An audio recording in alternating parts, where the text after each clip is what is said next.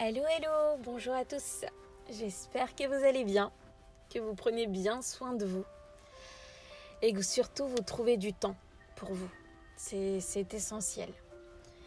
Aujourd'hui, je viens à vous pour vous parler d'un sujet qui est très important pour moi car c'est quelque chose que je mets en place moi dans ma vie et qui a complètement bouleversé la vision que j'avais des choses, de mes relations dans la vie de tous les jours. Et en même temps, c'est un sujet assez à la mode parce que c'est un sujet que vous avez automatiquement entendu parler au moins une fois. Voilà. Que ça soit rapidement ou vraiment dans une grande conversation ou alors à travers le livre. Vous avez tous entendu parler au moins une fois des 4 accords Toltec. Alors, les 4 accords Toltec, comme ça, dit comme ça inspire pas à grand chose tout de suite. Parce que les accords, bon, c'est pas trop un mot qu'on utilise non plus dans la vie de tous les jours, mais on sait tous que c'est un accord. Mais Toltec, c'est complètement nouveau. Donc, le mot Toltec vient du Mexique. Voilà, c'est une société ancestrale qui est composée de scientifiques qui étaient à la recherche en fait de choses à mettre en place pour développer et vivre dans l'amour et le bonheur. Voilà, c'était leur but principal. Et c'est beau, c'est beau d'être scientifique à la recherche du bonheur et de l'amour. Donc ils ont mis en place des accords, des valeurs qui, selon eux, contribuent grandement au bonheur et à l'amour dans la vie de tous les jours.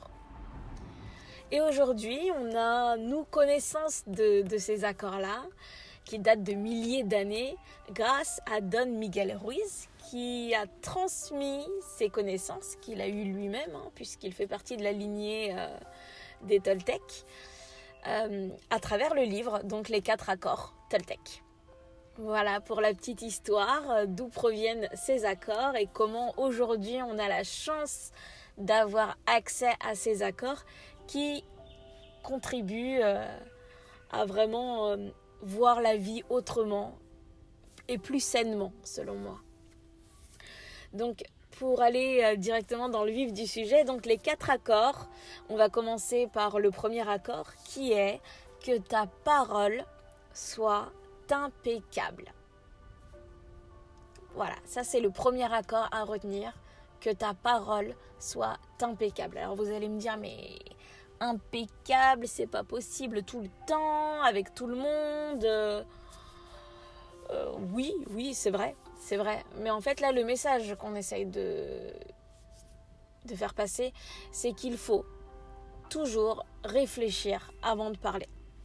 On a cette fameuse expression, il faut réfléchir, faut tourner sa langue 7 fois dans sa bouche avant de parler. C'est exactement ça. Pourquoi on dit ça ? Il faut prendre le temps de mesurer en fait l'impact que nos paroles peuvent avoir sur les autres. Et ça, on le fait très très peu souvent. Moi, avant de découvrir les 4 accords Toltec, mais j'y pensais pratiquement jamais à l'impact que mes mots pouvaient avoir sur quelqu'un, mais ça ne me fleurait même pas l'esprit. Et je pense que certaines personnes qui écoutent ce podcast, c'est un peu une révélation de se dire que les paroles, les mots qui sortent de votre bouche ont une incidence, ont des conséquences sur les autres, que ça soit positif ou négatif malheureusement. Voilà, quand on est rempli d'amour dans nos mots, qu'on est rempli de bienveillance, ce qu'on procure à l'autre, c'est de l'amour, effectivement. Mais quand on est dans la colère et qu'on n'arrive pas à canaliser sa colère et qu'on dit des choses qui dépassent notre pensée, voilà, là on blesse la personne et à un point inimaginable, malheureusement. Et ça, c'est une sorte de poison, en fait, qui se transforme en nous, qui se crée en nous quand on est en colère. Et ce poison-là, il va vouloir sortir. Donc au lieu de le canaliser, de l'accepter, nous, de faire en sorte de le détruire intérieurement, on va faire en sorte de l'évacuer. De l'évacuer, mais vers la personne qui nous a fait du mal. Ou des fois, c'est même pas contre la personne qui nous a fait du mal, mais de l'évacuer. Et ce poison-là, il sort à travers nos mots. Et malheureusement, nos mots vont toucher d'autres personnes qui vont avoir ce poison. Voilà donc la circulation de ce poison. Et c'est pour ça qu'à ces moments-là, enfin c'est quand moi j'ai eu connaissance de cette image de poison que j'ai compris à quel point mes mots pouvaient avoir un impact sur le bien-être de l'autre ou des autres. Et à partir de ce moment-là, j'ai découvert les 4 accords Toltec, moi il y a à peu près 3-4 ans. J'ai lu le livre, mais il ne m'a pas parlé tout de suite. Voilà, j'ai compris les accords, j'ai vu effectivement que c'était beaucoup plus sain que le mode de vie dans lequel j'étais et avec mes accords à moi, qui étaient basés voilà, sur mes croyances, sur mon éducation, sur mon passé, mes expériences. Et je me suis créé mes propres accords. Comme vous avez vos propres accords de vie par rapport à vos parents qui vous ont élevé, par rapport aux adultes qui vous ont entouré, à la société. Nos accords viennent pas de nous personnellement, ils ont été façonnés grâce à notre passé, grâce à tous ceux qui nous ont entourés.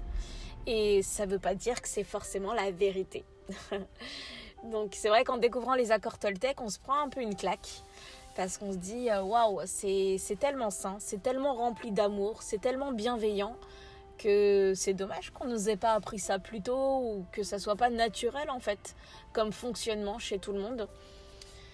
Et je me dis en fait au final qu'on a de la chance d'avoir ce livre et de permettre à nos accords à nous, personnellement, de se remuer, de se poser des questions et d'essayer de voir vers quoi on peut vraiment tendre. Et c'est beau, ce fonctionnement-là est beau et on doit et on peut tous le faire, vraiment, c'est quelque chose qui est accessible.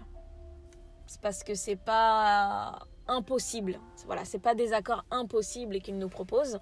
Là par exemple le premier accord, que ta parole soit impeccable, c'est tout à fait réalisable dans la vie de tous les jours, de prendre le temps et de se dire waouh, là les paroles que je vais avoir vont envelopper quelqu'un d'amour ou vont l'envelopper de haine et de colère. On peut en être conscient en fait. On en a conscience, c'est juste qu'on ne le réalisait pas, mais avec cet accord, on peut vraiment prendre conscience de l'impact des mots, du pouvoir des mots.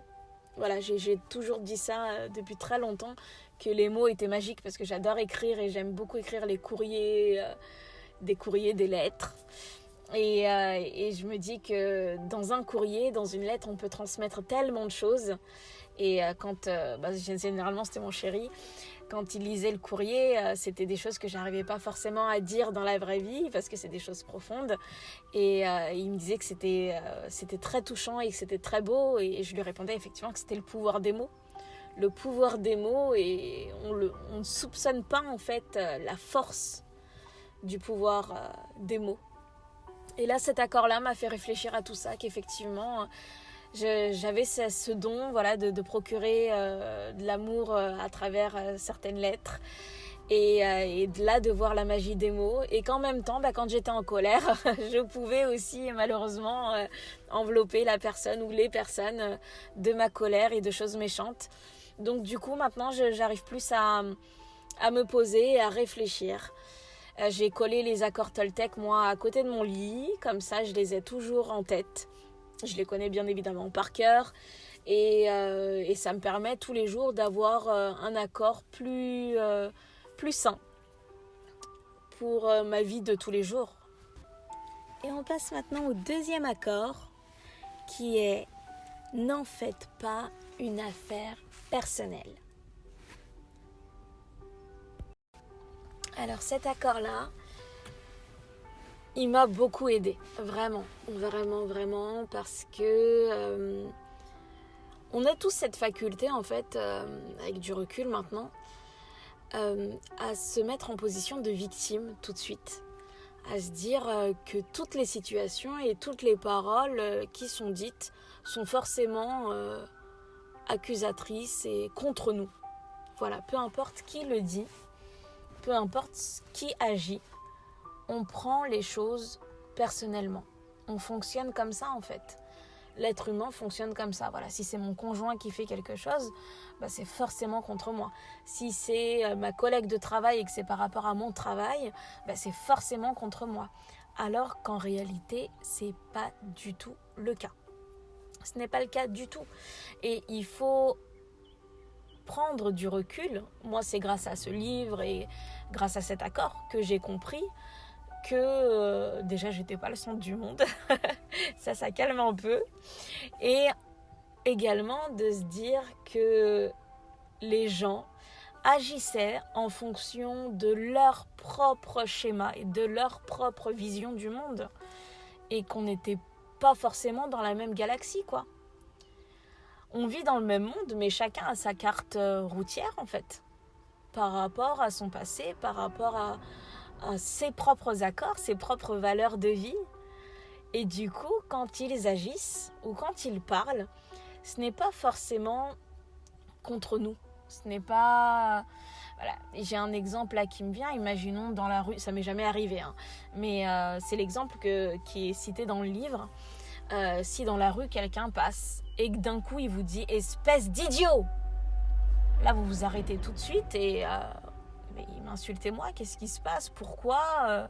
Alors, soit vous avez le choix d'effectivement de vous dire oulala, effectivement, il a raison, je suis peut-être un idiot, et là, vous commencez à cogiter, vous rentrez chez vous et ça la déprime. Ou sinon, vous vous dites mais la personne, là, je la connais même pas, je sais pas d'où il sort, je sais pas ce qui s'est passé dans sa vie, je sais pas dans quel état il est, il a sorti ça, mais...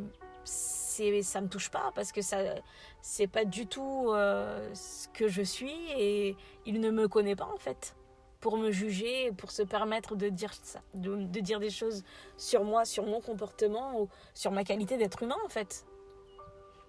Voilà, ça se trouve qu'il a eu une soirée arrosée, ça se trouve que sa copine l'a quitté ce matin, qu'il a besoin lui de déverser son poison et qu'il a trouvé ce moyen-là de prendre des inconnus et de les insulter. Voilà, c'est sa façon à lui de se libérer de son poison. Et nous, on peut tout à fait, en respectant l'accord, ne prend rien personnellement, se dire, en fait, voilà, il a son vécu, il a son histoire, c'est qui fait qu'aujourd'hui, il réagisse comme ça, mais ça n'a rien à voir avec moi, en fait. Strictement rien à voir avec moi. Donc, de se dire que les gens agissent pour eux, pour leur propre bien-être, et que ça n'a rien à voir avec vous, ça change beaucoup de choses. Moi, je sais que dans ma vie, certaines personnes proches ont fait des choix qui m'ont énormément blessée. Mais en fait, avec le recul et avec la compréhension de cet accord, je me dis que ces personnes-là ont fait des choix pour leur propre bien-être sur le coup. Ils n'ont pas du tout cherché à me faire du mal ou à se dire « Rose, je vais la blesser en faisant ça ». Non. En fait, ce sont des personnes qui ont choisi d'être bien à leur façon. Peut-être pas en me tenant en compte, c'est clair, mais c'est pas quelque chose que je peux prendre personnellement. Ce n'est pas un acte qui a été fait pour me blesser moi personnellement. Donc de me détacher de tout ça et de me mettre en position de spectatrice de la situation, ça permet d'avoir le recul nécessaire et de ne pas prendre les choses personnellement. Voilà le conseil que je pourrais vous dire, que je pourrais vous donner pour que vous viviez agréablement cet accord-là aussi. Ne prends rien personnellement. Et on passe maintenant au troisième accord. Donc le troisième accord est « Ne faites pas de suppositions ». Je pense que c'est l'un des accords que j'aime le plus et qui m'a le plus libérée mentalement. Parce que j'étais quelqu'un, comme je l'ai expliqué, je suis quelqu'un d'hyper, donc hyper sensible, hyper empathique, mon cerveau ne s'arrête jamais. Jamais. On me parle d'une situation et tout de suite mon cerveau fait des connexions avec des situations passées, des situations à venir, des exemples, des émotions, voilà, ça s'arrête jamais quoi. Et le fait de me dire que je dois mettre en place cet accord de ne pas faire de suppositions dans ma vie, ça m'a beaucoup aidée car maintenant j'arrête la machine avant que je parte dans des films incroyables et des scénarios et les connexions, etc. J'ai réussi à canaliser mon mental pour qu'il s'arrête à ce qui se passe et aux faits, à m'en tenir aux faits. Et ça, je trouve que dans la société d'aujourd'hui, on a beaucoup de mal à faire ça, à rester et à se positionner, à regarder simplement la situation telle qu'elle est, sans se faire des films, sans partir dans la paranoïa, sans faire des schémas, des connexions. Non, là aujourd'hui je suis avec un tel, c'est cette personne qui m'offre cette situation, je ne fais pas de lien avec d'autres personnes dans ma vie, je ne fais pas de lien avec les mêmes situations que j'ai connues dans ma vie. Non, le passé on le laisse où il est. Et on vit le moment présent en fait. Je vous ai fait un podcast aussi sur le moment présent, sur les techniques qu'on pouvait avoir pour vivre le moment présent. Aujourd'hui, si je vis cette situation, je m'en tiens aux faits. Et j'arrête les suppositions. J'arrête d'essayer de lire entre les lignes.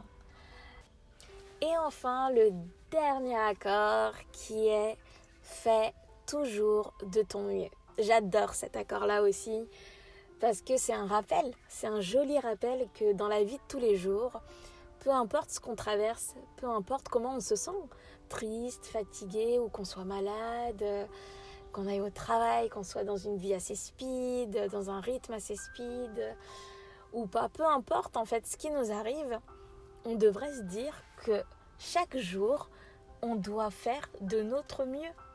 Chaque jour. C'est pas aujourd'hui, j'ai tout donné pour ma copine, pour mes enfants, j'ai fait le ménage, aujourd'hui j'ai fait ce que je pouvais et donc j'arrête. Non, en fait, c'est tous les jours qu'on doit faire de notre mieux, offrir de l'amour aux gens qui nous entourent, être bienveillant, vivre dans le moment présent. Et c'est tous les jours qu'on doit travailler sur nous. Là, par exemple, avec ce podcast, peut-être que vous aurez envie de mettre en place ces accords-là dans votre vie. Et c'est des efforts de tous les jours. Comme quand on commence un régime alimentaire. Voilà, c'est pas en une journée ou en 2 jours qu'on va changer quelque chose. Si on a des habitudes alimentaires à changer, c'est sur du long terme, c'est sur plusieurs jours. Et tous les jours, vous allez faire de votre mieux. Vous allez donner votre maximum pour y arriver. Et ça, c'est beau. C'est beau de se dire qu'on doit faire de notre mieux, peu importe ce qu'on traverse. Moi, par exemple, le domaine dans lequel j'essaye de faire de mon mieux depuis quelques années maintenant, c'est de me mettre au sport. Bon, je pense qu'il y en a beaucoup dans ce cas, donc je me sens un peu moins seule. Mais je fais de mon mieux. J'essaye de faire un planning, j'essaye de regarder des vidéos YouTube qui peuvent me motiver. Et là, vu qu'on va se retrouver dans une petite période de confinement, j'essaye de faire un petit planning pour me mettre une petite pression. Ça, c'est ma technique à moi pour essayer de m'y tenir et vraiment de faire mon sport régulièrement. Mais voilà, je fais de mon mieux. C'est pas un sujet que je laisse à l'abandon et je fais de mon mieux. J'essaye de me renouveler, que ça soit sur le sport, sur le régime alimentaire, sur la façon de mettre en place ces accords dans ma vie. Je fais de mon mieux chaque jour en fait. Je fais de mon mieux chaque jour pour être une bonne conjointe, pour être une bonne maman, pour être une bonne prof, pour être une bonne amie, une bonne belle-sœur, une bonne sœur, etc. C'est le rôle de chacun de faire de notre mieux en fait. Chaque jour qui passe, de se lever en se disant voilà, aujourd'hui c'est un nouveau jour.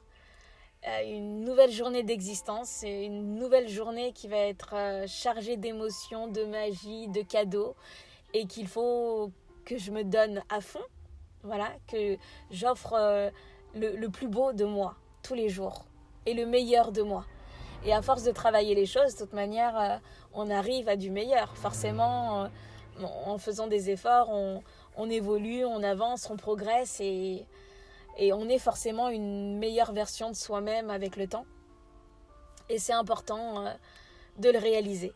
Donc voilà un petit peu pour moi la vision que j'ai des 4 accords Toltec, de la façon dont je les mets en place dans ma vie et de l'importance qu'ils ont maintenant que je les mets dans ma vie en pratique, parce qu'effectivement je vous disais que j'avais lu le livre il y a 3-4 ans, j'ai pas mis en place les accords tout de suite, il a fallu que je fasse mon évolution personnelle de mon côté pour que maintenant ces accords résonnent en moi réellement pour que je puisse les mettre en place et voilà, ça porte ses fruits. Je me sens nettement mieux aujourd'hui en mettant en place ces accords-là.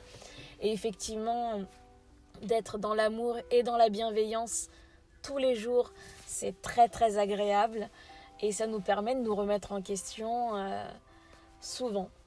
Et c'est important, c'est comme ça qu'on évolue, c'est comme ça qu'on avance. C'est en se remettant en question et voilà, je vous souhaite en tout cas d'essayer de vous remettre en question le plus possible. Si vous avez besoin d'en parler, vous pouvez me contacter. On peut en discuter sur mon Insta, sur YouTube, sur Messenger, sur Facebook. Et voilà, on peut avancer tous ensemble vers du nouveau et créer de nouveaux accords. Vraiment, rien n'est impossible. Et si j'ai réussi et si d'autres personnes qui mettent en place les accords dans leur vie ont réussi, vous pouvez tout à fait le faire aussi. Donc rien n'est impossible, vraiment. Je vous souhaite vraiment de mettre plein de magie et d'amour dans votre vie. Et je fais ce podcast